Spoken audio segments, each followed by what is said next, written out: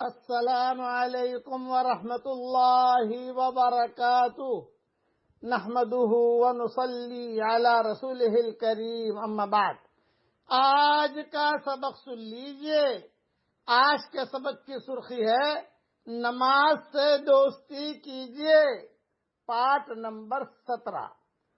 حضرت ابو امامہ رضی اللہ تعالیٰ عنہ سے روایت ہے کہ حضرت محمد صلی اللہ علیہ وسلم سے دریافت کیا گیا کہ یا رسول اللہ صلی اللہ علیہ وسلم، کون سے وقت کی دعا زیادہ قبول ہوتی ہے؟ حضرت محمد صلی اللہ علیہ وسلم نے ارشاد فرمایا، نمبر 1، رات کے آخری حصے میں یعنی تہجد کے وقت میں دعا بہت قبول ہوتی ہے۔ نمبر 2، فرض نمازوں کے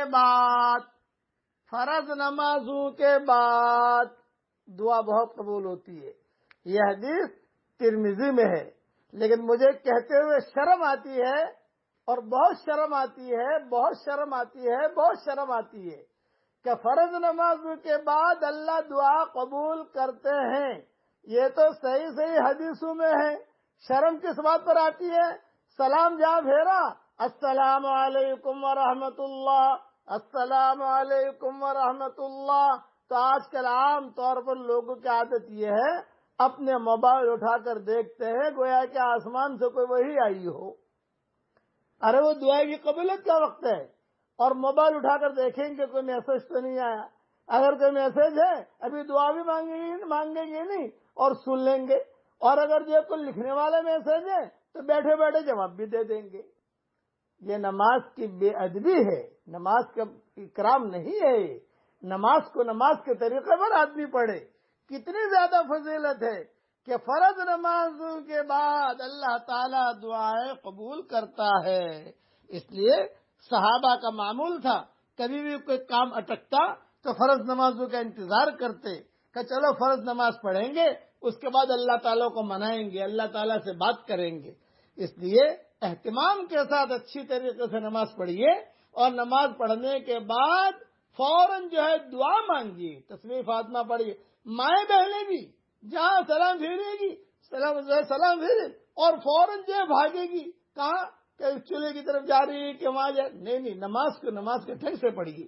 اب پڑھ لیجئے میرے ساتھ، ہر قسم کی پریشانیوں سے نجات کا یہ مجرب نسخہ ہے۔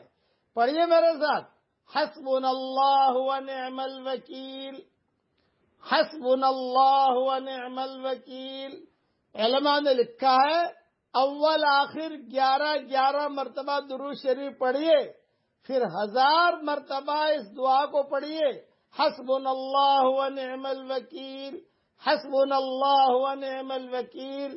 اللہ کی ذات سے امید ہے بڑی سے بڑی پریشانی بھی دور ہو جائے گی انشاءاللہ۔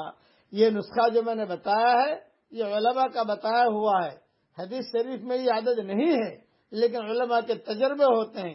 اور اگر 1000 مرتبہ نہیں پڑھ سکتے تو اٹھتے بیٹھتے پڑھو، حسبنا اللہ ونعم الوکیل۔ پڑھیے میرے ساتھ، حسبنا اللہ ونعم الوکیل، حسبنا اللہ ونعم الوکیل۔ اللہ تعالیٰ خضوع کے ساتھ نماز پڑھنے کی ہم سب کو توفیق عطا فرمائے، آمین۔ وآخر دعوانا ان الحمدللہ رب